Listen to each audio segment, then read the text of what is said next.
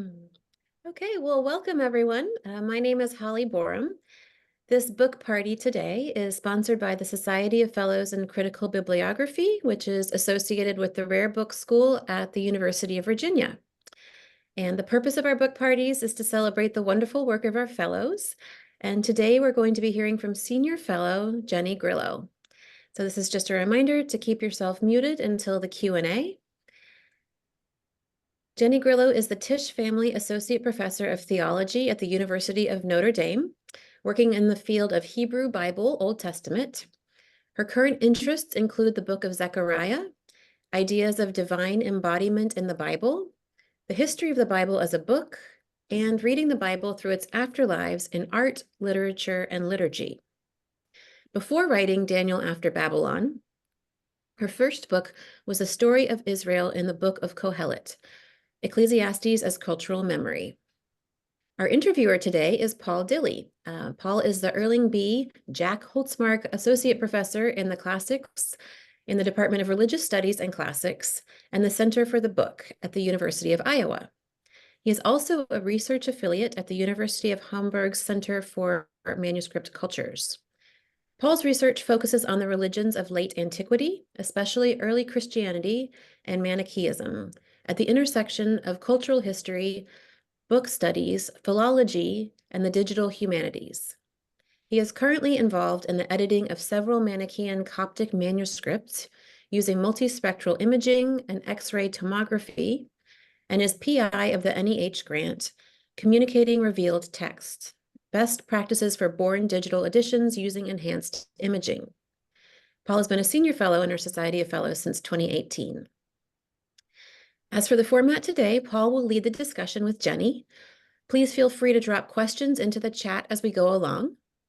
In about 40 minutes, Paul will wrap up and I'll start posing your questions to Jenny. You are welcome also at that point to come off of mute and to ask as well. So with that, I'm going to pass this over to Paul and begin our program. Thank you. Thank you so much for those introductions, and thank you, Jenny, for shipping me the book recently. It was a great pleasure to read it. I learned quite a bit. It's very wide-ranging, so the focus, of course, is on the Book of Daniel and in particular its editions, but it really spans a broad range of times and places, mostly looking at early and medieval Christianity and then Judaism, but then in the final chapter, really branching out into pre-modern and modern painting. So it was a great pleasure to read. And I will also say, and I'm going to come back to this point again, I think I've read many interesting reception histories before, but where this book really breaks new ground is that initial chapter where you're surveying all of the manuscript evidence for the particular passages that you're going to look at. And so kind of prepping the broader study with that careful reading of how it was actually transmitted. And to my knowledge, I haven't seen that before in any sort of reception history. And methodologically speaking, I think it's a model that I hope to see others adopt. So with that just kind of general introduction, I am just looking forward to you letting us know a little bit about the book, how you came about deciding on this project and the sorts of manuscript adventures you had as you were doing the research. Okay, sure. Thank you. Thanks, Paul. Well, I don't have a great story about how I came to the project. A friend of mine who was dreaming up this series with someone else asked actually if I wanted to do the additions to Esther, where the book of Esther has an even more complicated life in the Greek Bible. And I said, no, that sounds like a text critical tangle that I don't want to get into. But if I could do the additions to Daniel, I would. And so I ended up with this one.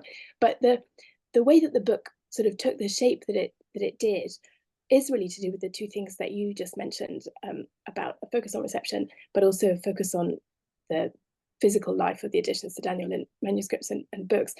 And I first became interested in the ways that objects had mediated the book of Daniel in important ways when I started studying the catacomb frescoes and saw how much the characters of the book of Daniel seem to have their own lives, which are so much of the interpretive charge is carried by being physically present in those spaces and depicted as kind of praying figures in a context around burial.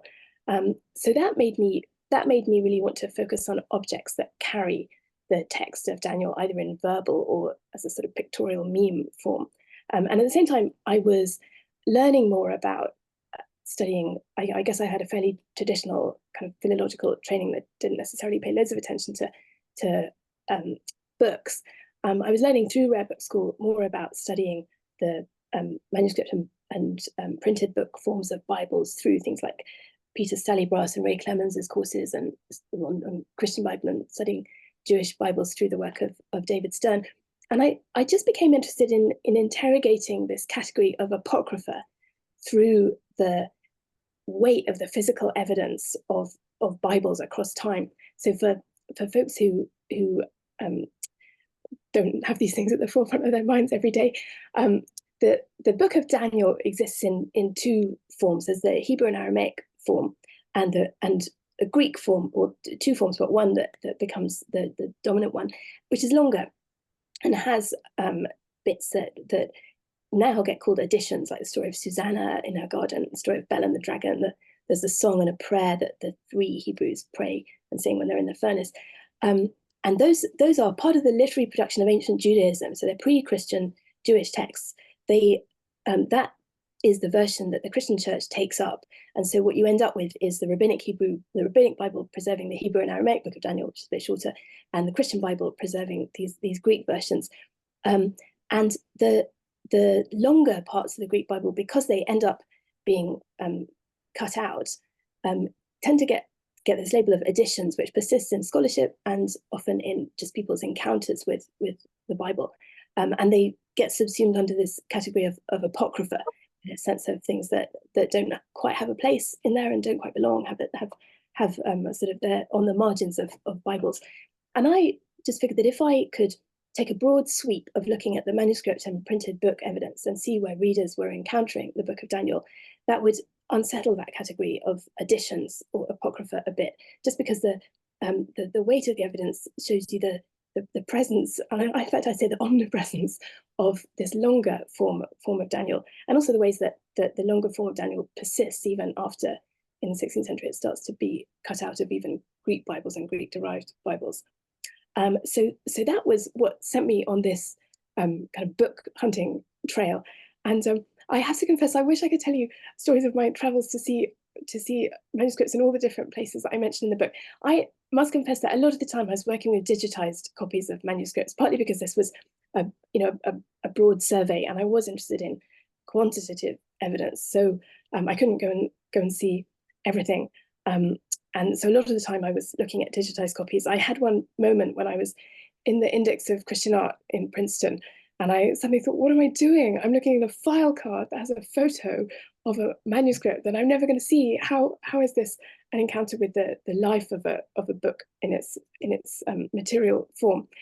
But I hope that I felt anyway that I did through looking at digitized manuscripts manage to get some sense of the lives of these books in the use of their readers, by being able to see close up things like some of the liturgical markers that told us when and how often the songs were being sung, or by seeing things like how, when we look at the illustrations from wooden blocks that have been shared between Protestant and Catholic printings of Bibles, how sometimes you can see plugs where an illustration has been taken out and something else spliced in. So I hope that the readers get a sense of some kind of encounter with copies of books. I felt like I did.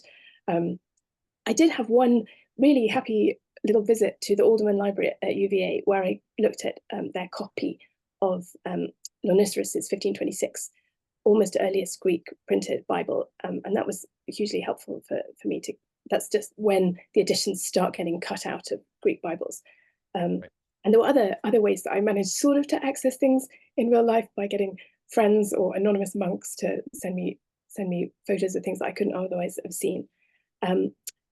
So that's something of the process by which I wrote that introductory part. And for the rest of the book, I was really interested in tracing the particular nodes at which readers have gathered. You mentioned reception history, and I wanted to avoid and didn't think I could pull off the kind of encyclopedia, everything that ever happened reception history of Daniel. And in a way, I didn't think that would be the most interesting. I felt like it could end up a bit like one of those screensavers that starts making a loop pattern, and the pattern is interesting, but by the time you finish, there's no pattern anymore. Your entire screen is discovered. And I wanted to kind of pause my gathering of data at the point where I could still see patterns. So to see where's the foot traffic of how interpreters have gathered around particular points of this book. And the kind of busy areas that I noted were these chapters of martyrdom, imagining the afterlife, and looking at women. So that's what I confine myself to. There's tons of reception of the additions to Daniel that I don't touch on, but those were the kind of movements of people towards particular parts of the text that I was tracking. Yeah. Thank you. And it was interesting for me to see just how, I mean, the areas that you touched on there, you know, martyrdom, afterlife, perception of women. I mean, those are so key to so many aspects of early Christianity. And it was really interesting to see how all of them were really tightly connected to these 3 or 4 little bits of Daniel. So a bit unexpected for me, even as kind of like area expert, I suppose. And also interesting to hear, you know, your experience with the Index of Christian Arts, because, you know, that was, I think, I was just looking over a grad student's shoulder a couple of weeks ago, and I noticed now that that's almost entirely online. So I know, yeah. It's interesting to see this kind of gradual shift. Yeah, More stuff comes online, but then like with the British Library now, sometimes stuff that's online you can't get seriously goes offline. So it's hard to track. Yeah. But thank you. Yeah, if you want to maybe, if I think you had a PowerPoint, if you wanted to just do no, I didn't. Sorry, no PowerPoint. Okay, so just okay, great. In that case, I actually want to follow up a little bit more on your manuscript trail with you, because you know, the different areas that you look at in that introductory chapter, the Greek, the Latin, the Syriac, I mean, there's no one kind of instrumentum where I imagine you were able to just find out where Daniel is. I could be wrong there, but I'm interested in particular with this growing, and it is constantly growing, corpus of digitized manuscripts. You know, if you were able to make any chance discoveries or systematic research, on the other hand, into Daniel, starting with just searching through online collections, or if you started with print instrumenta and then kind of identified your manuscripts and then tried to find them online. So what was the process? So I think in a way, my process was sort of working with the data that are normally used for textual criticism, but kind of going in the opposite direction. So you know, for example, like the places where I would find my evidence are laid out in the Göttingen Septuagint or the Leiden Peshitta. So I'd go to those lists of manuscripts, or the sort of ongoing Vulgate project. I'd go to their lists of manuscripts, but I guess I was interested not in working backwards from those, but in just assessing what was present and working forwards from that. But that's where I started. You're right, there was nothing across traditions, and it's certainly true that traditions that aren't accessible to me and that aren't so well documented, like the Slavonic, I don't represent. I wasn't so worried about that, just because the Greek line of transmission is the one that's disrupted by people saying, these are additions, let's cut them out. And so I didn't spend so much time tracking traditions like the Syriac tradition, where they were always there, they carried on being there, they're still there. Yeah, that was I felt like I was kind of working in the wake of textual critics, but trying to do something different with their data. Great, thank you. And it's also interesting to see, I mean, many people would think of the editions now as apocrypha, and I'm not going to rehearse all of the Reformation era and later disputes about that. But it is in this particular instance, it's interesting to see that much of the origins of the debate go back to late antiquity and Jerome and the true Hebrew being necessary to consult for Christian Old Testaments.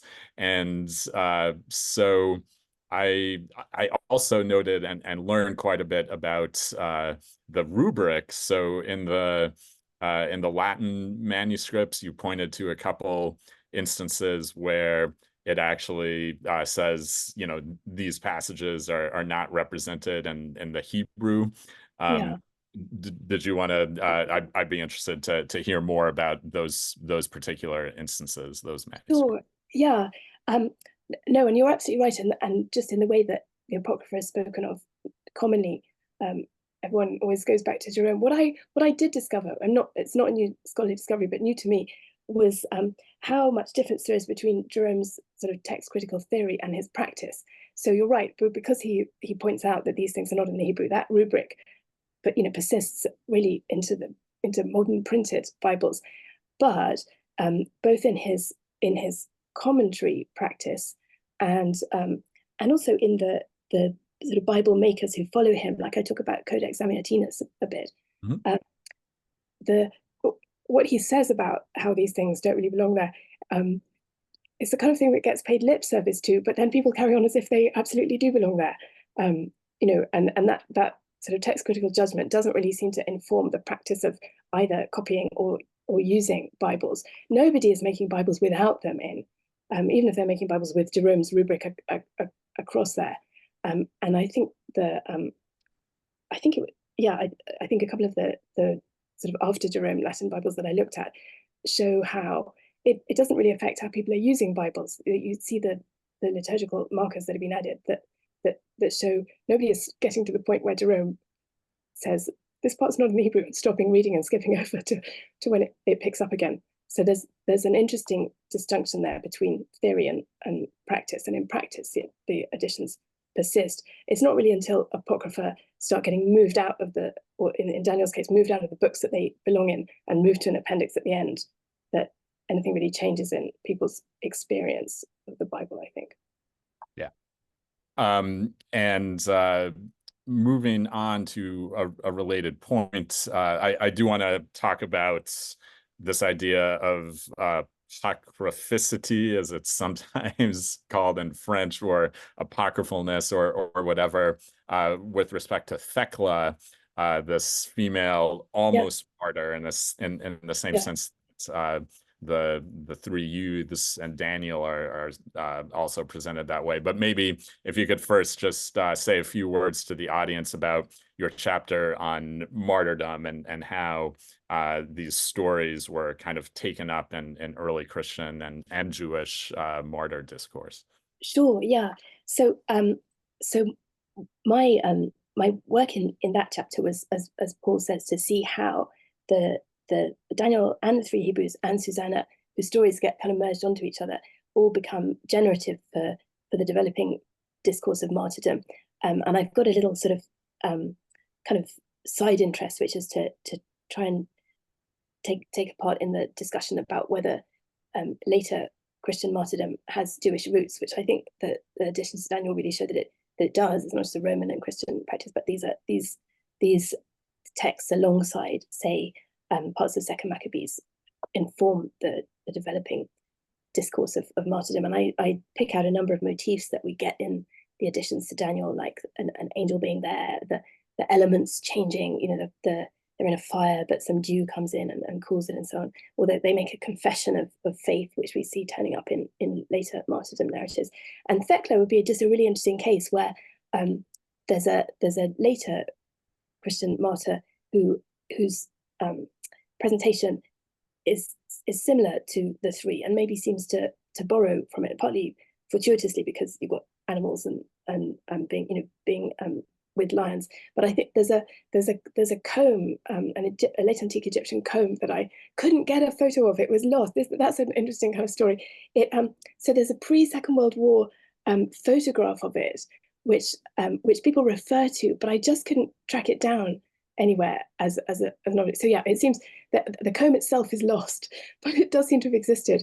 I think I might have got this wrong, but I think it did disappear sometime around the war. But it has Daniel between the lions on one side and Thecla exposed to the beasts on the other side. And it's just it's really interesting how similar they are, and also how domesticated it is. You know, that now instead of sharp lion's teeth, you've got a comb, and you're going to have Thecla and Daniel on your dressing table.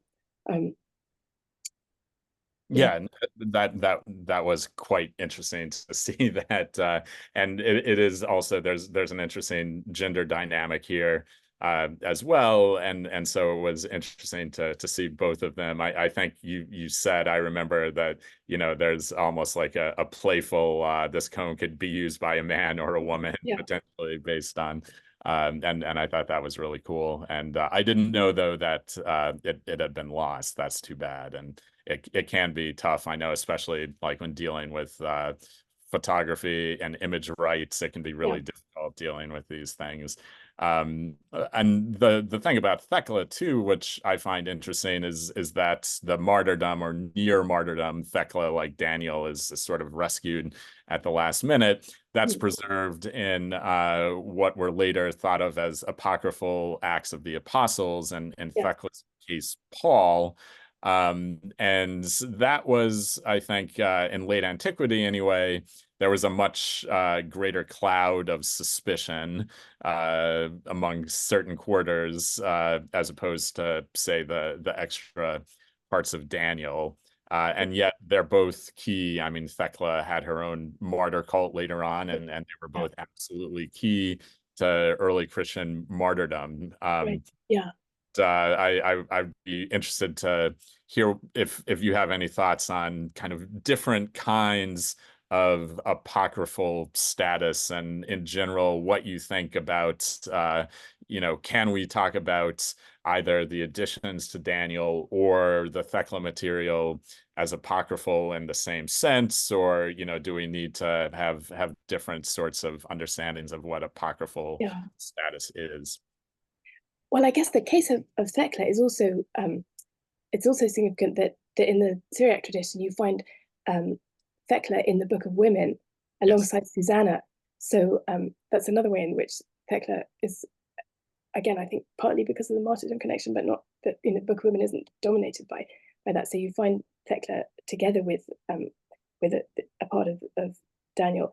I mean, the Book of Women is I think this is right, is kind of a respectable part of the Peshitta, isn't it? That's there. I think it wouldn't really make sense to use the term apocryphal, although I know that there are different versions of the Book of Women, and not all have Thecla in.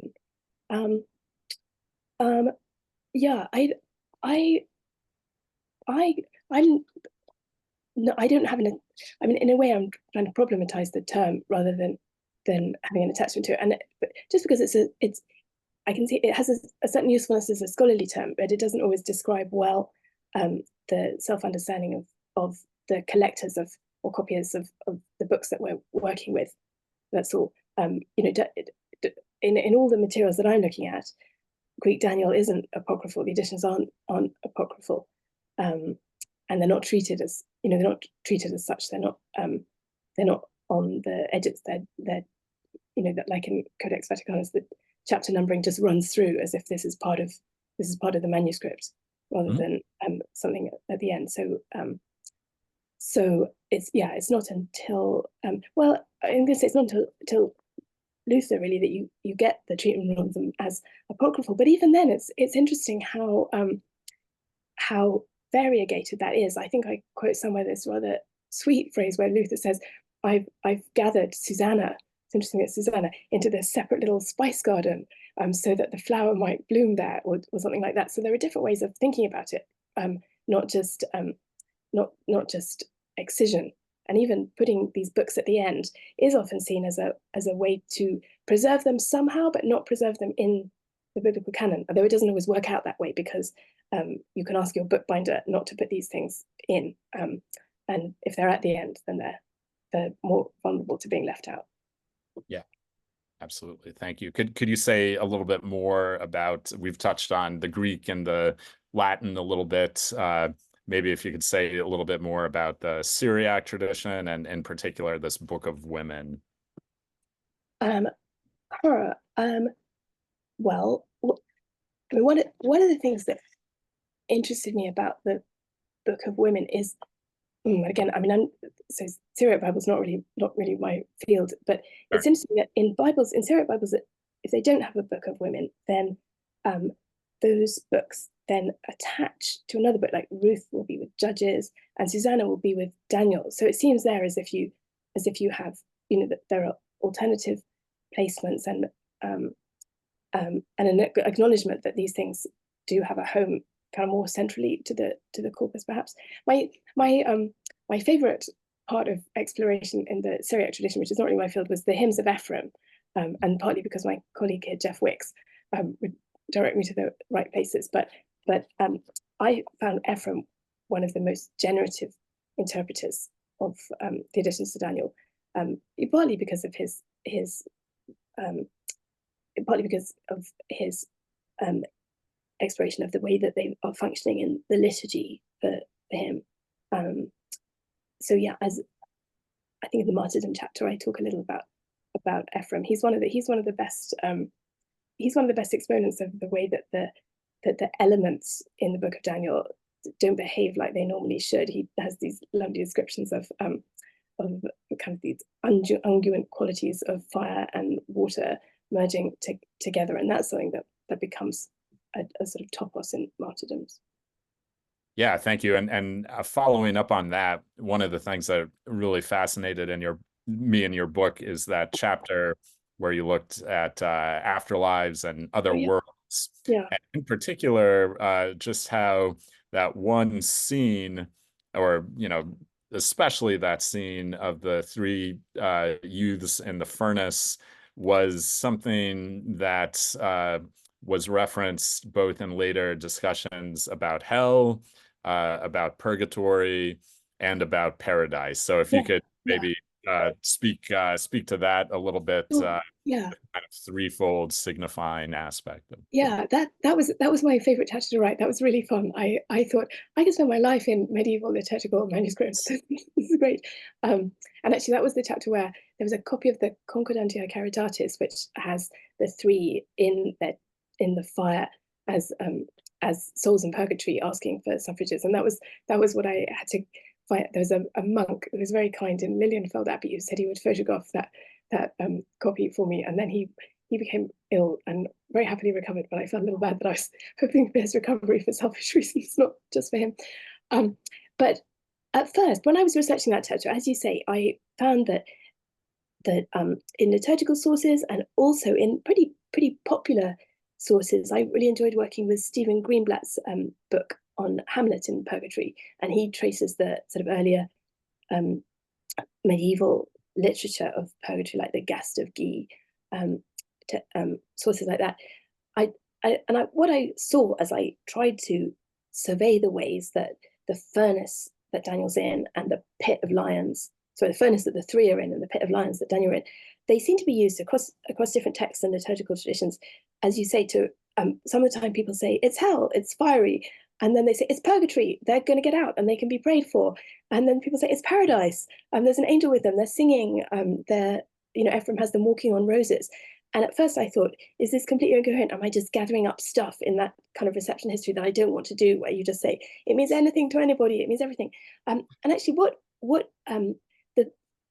gave me what I felt was a much more persuasive way to think about it was actually, I became interested in the John Henry Newman. So to take somebody from completely different, 19th century source, John Henry Newman was also interested in the furnace of Daniel.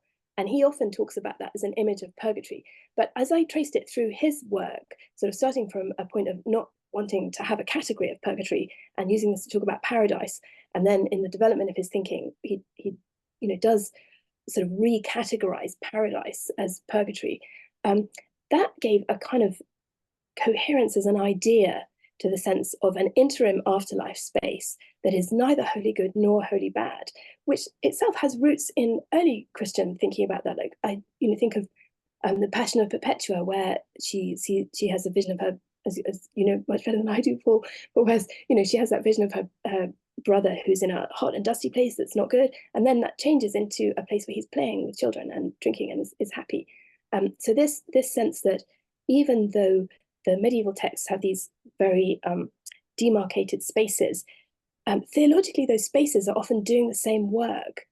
So there is a coherence in Newman's thought to thinking of them as kind of the same place. There's an interim afterlife space, which is in some ways purgatorial and in some ways paradisal. Paradise isn't perfect. Purgatory is not completely bad because it's a way station. So so though those spaces are really different, I felt that there was a theological coherence to the way that the texts have been used to speak about all of them. Yeah, thanks. Thanks very much. And moving on now to the Susanna chapter. Could you? I was really struck because in this chapter you kind of move away from the late antique and medieval evidence, although you talk about some of the later medieval and Renaissance, and go all the way into the modern period and focus on painting. So maybe if you could talk about that decision to kind of shift media focus. Well, it wasn't a decision in the sense that when we think about how has Susanna been important, everyone thinks of Tintoretto's Susanna and Rembrandt's Susanna, and that is the big flowering reception of Susanna. But I realized kind of to my dismay, I thought, oh no, this book basically has an early Christian chapter, a medieval chapter, and an early modern and sort of onwards chapter. So it did end up being chronologically organized, which was not by design at all. And I think it is the case that those, and also the first chapter is more on the fiery fern, the additions to chapter 3, and the second chapter is more on Belle and the Dragon. But it did seem that those parts of the text had been more popular at different times and had spoken to audiences. So I guess because there's more refinement of ideas about the afterlife, and particularly about afterlife cleansing, perhaps in the Middle Ages when you get those, and that martyrdom is just more of a live issue in the early Christian period, and therefore you would find more reading of Daniel 3 and the furnace and so on. But anyway, so yeah, Susanna just does become popular in the early modern period with painting. So that was doing something completely different, and something that I don't have any expertise in. But I suppose the way into that for me was in biblical scholarship. There's a long recent history of discussion about, is all this painting of Susanna exploitative and pornographic, and is it the text's fault? Is the text itself encouraging that kind of viewing of Susanna? She is one of the great biblical nudes, and I felt that there was a way to get at that question through looking at how the paintings represent the text, and how sometimes they're just adding on things that are not there at all. In the text, actually, we don't ever see Susanna have a bath. She just says to her maids, "Go and get me soaps and oils so that I might bathe." And that's all that happens. It's present as an idea in the text, but then in the painting tradition, it's present as an event. And this is something that happened. And I felt in the end that there was just variety across the painting tradition. And sure, some of those things seem obviously voyeuristic and exploitative. Some of them seem more complicated, and so I felt that some of the sort of feminist theory that had been used to critique both the paintings and the text itself also offered ways of mapping, say, a more complicated network of looks within the painting, or of relationships. So it was very interesting to be able to pay attention to the sort of enclosed female space of the garden, which is just Susanna and her attendants before the elders come in. That's a moment that's dwelt on in the story, but some painters pause on that, some painters don't. And then, differently, I spent a bit of time looking at Rubens, whom many people have found the sort of least easy to make peace with of painters of Susanna's tradition. And in a very different sense, there's perhaps something constructive about just registering the violence of her situation, which leads into the way that a painter like Artemisia Gentileschi has very famously done that in a painting which you feel is a sort of gives Susanna a voice, because it kind of fronts the outrage that's been committed on her. So yeah, that was the way that I went into that chapter, trying to answer that question.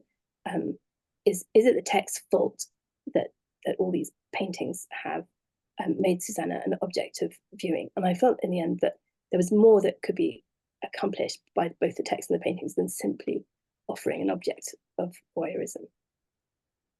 Yeah, thank you. And looking at that section in the chapter where you move back to late antique sources, I think looking at the question of shame, and you quote Pseudo Chrysostom, who talks about the episode as theatrical, and that really got me thinking, because there is a really interesting hagiographical text called The Life of Pelagia.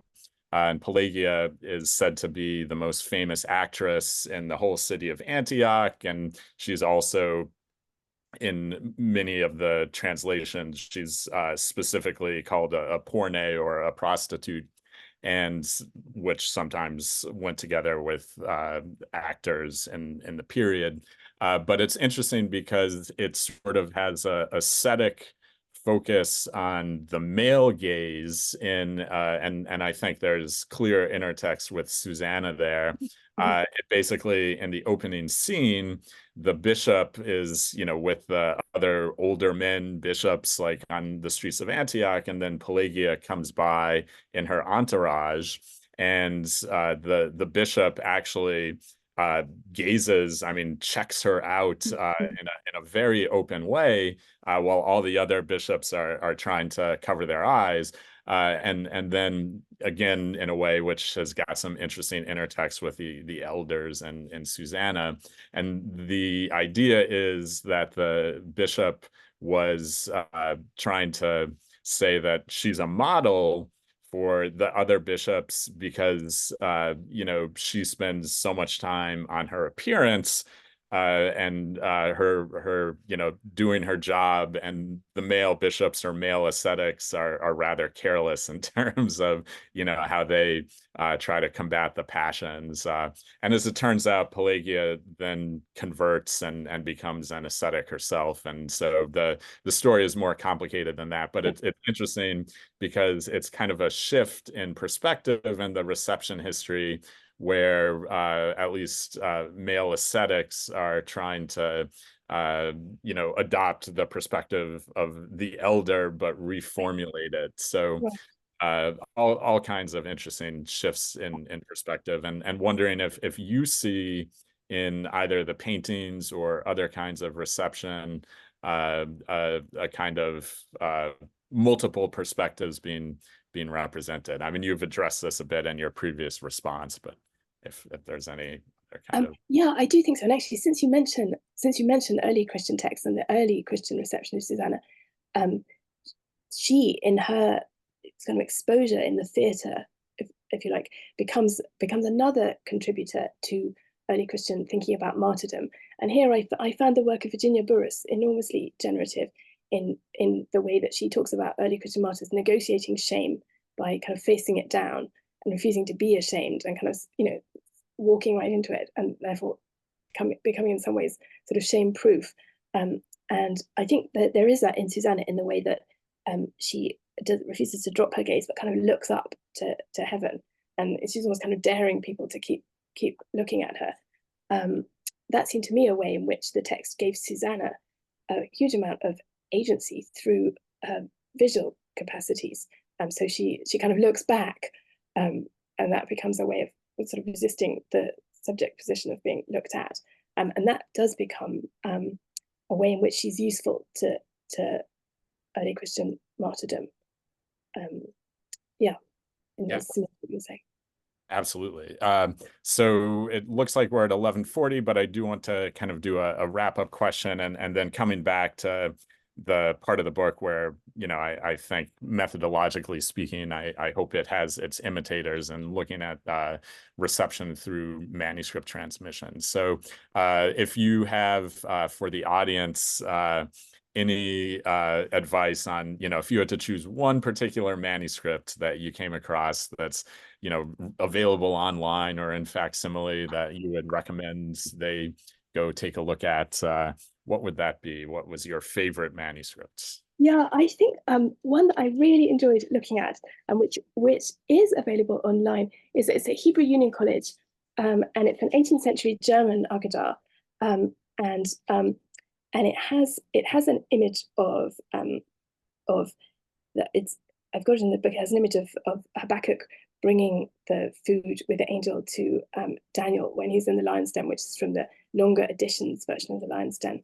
That we get in the shorter version, Daniel 6. And the reason that I like that manuscript so much is that there are not many, but there are some persistences of this longer tradition in the Jewish tradition. It carries on a bit. There are some in Greek-speaking Judaism, some ongoing transmission of the editions, but then it also comes back into later Judaism because through its transmission in medieval Jewish tales, and yeah, that particular manuscript also quotes Yanai, so a Pietà, one of the late antique Hebrew poets. But it's just it's a really striking encounter with what we tend to think of as an exclusively Christian image in an 18th century Jewish book. So yeah, that was my favorite discovery for yeah, that was my favorite discovery, and that wasn't a really famous manuscript as well. Everyone's working with a lot of things I was working with, everybody's working with, but that one wasn't so much. So I'd encourage people to go to the Hebrew Union College library. It's called the Cincinnati Agadah, and check that out. Great, wonderful. Well, then please join me in thanking our author. Yes, thank you both. Thank you, Paul and Jenny. And so now we are open for questions. If anybody wants to either put it into the chat or to come off of mute yourself and ask something. I am going to ask about images, Jenny, because that's something I'm curious about, and the range that you were looking at. So it sounds like paintings and combs and everything in between. So just methodologically, how did you go about that, and where did you because I mean, if I've also been at the Index of Christian Art, which is now the Index of Medieval Art, I think. And, these are long, file drawers, and there's thousands and, of images of Daniel in the lion's den or of Susan. I mean, you're taking on so many different biblical stories. So I'm curious how you selected your sources there. Yeah, perhaps I'd say a couple of things. One is, I think there are different ways to think about reception history. One is that you're making an intervention in the period of the reception, and the other is that your sort of object of study is the biblical text, and that you are hoping that you read better when you read in company. And I think I'm trying to do the latter rather than I haven't got a right to say anything about Rubens, but if Rubens can help generate new and interesting things to say about the biblical text, then hopefully there is a way to be responsible about trying to learn something from a field that's not your own, and take something that you can put to use in reading the texts that are the ones that you're trained to read. So yeah, I was trying to think of it that way. Otherwise, you would become terrified and never want to look at anything that's so far outside what you're used to doing. As to how I selected things, I tended to try and this is in a way the way I use the index, to try and get a really broad sense of what's generally going on, in order to just provide a context for focusing in on a couple of artworks, a couple of things that seem really interesting, or one trend that seems really interesting. Like I said, I wasn't trying to this is not really a historical project, it's a kind of reading project. So I wasn't trying to document how exhaustively how people have read the editions to Daniel. I was trying to have a responsible sense of how they've read them in order to be able to select some kind of reading partners that would generate interesting things to say about the text. Yeah, bit of a balancing act.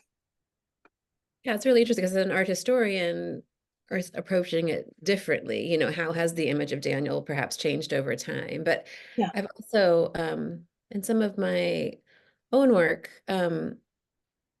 looking at copy. I mean, so in art history, we call it, I mean, it's copy. So how have artists copied something over time, and how have they changed a copy, which I guess is sort of similarly methodologically to what you're talking about. Like Rubens, in a sense, is interpreting, or if he's copying the text, what is he bringing to it or adding to it that then sheds light back on the original text? That's really, to me, fascinating. So, and thinking about, I mean, you can call it reception history, but also just the value of a later interpretation and saying some people, there's always something new and interesting to find, or we can work against the grain and instead of saying, well, what was the original, right? I guess I'm just trying to put this in the context of some of the work I do and thinking visually, how have art historians devalued copies or later things? And here you are saying these later things can in fact be very interesting and can shed light back onto the original or the first. I think so. And also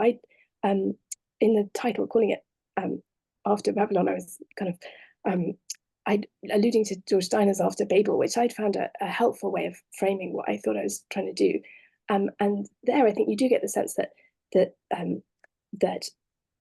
literary work in this case has its own sort of potentiality, that such that later even additions are a sort of authentic development, or can be an authentic development for the work itself.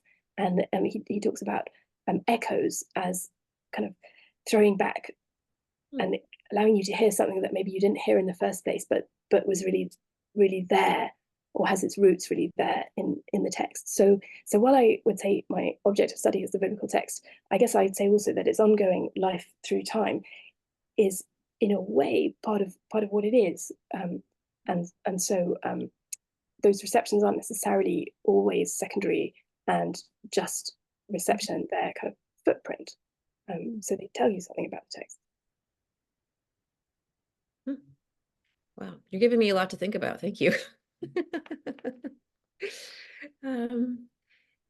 Do you have any images you could share with us, Jenny? Things that you found particularly interesting? What can I show you that I think is particularly nice? Well, since we're talking about since we're talking about Susanna, this is why don't I show you this? This is a thing that I was happy to discover as well. This is actually okay, let me share the screen. Here we go. So this here we go. Right, now this is something I would never normally work with.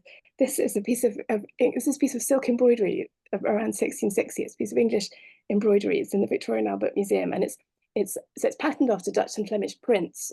You can easily see how it, like lots of embroidery around that time, it copies a print. And it's Susanna. So you've got the elders over there on the left. But what I think is particularly interesting about this, and this is reflected in lots of what we might call kind of domestic arts, or art forms that are more often either done for women or even by women, that it really focuses on the kind of women's world of the garden. So you've got there Susanna and her attendants. So her attendants are often not really represented in paintings. They're not a big part of the tradition. They don't get much airtime. They don't have a huge role to play in the text, but they're there. And a lot of these domestic arts really pull them out and give them a bigger role in the story. And this does that. I know so sometimes you'll get representations which don't have the elders in at all. This has them here, but it does seem to me that kind of the focus is here are these women in their own space, preoccupied with their particular kind of skills and tasks, and it's in embroidery, and it's done on a cushion. So it's kind of for women. It kind of reflects.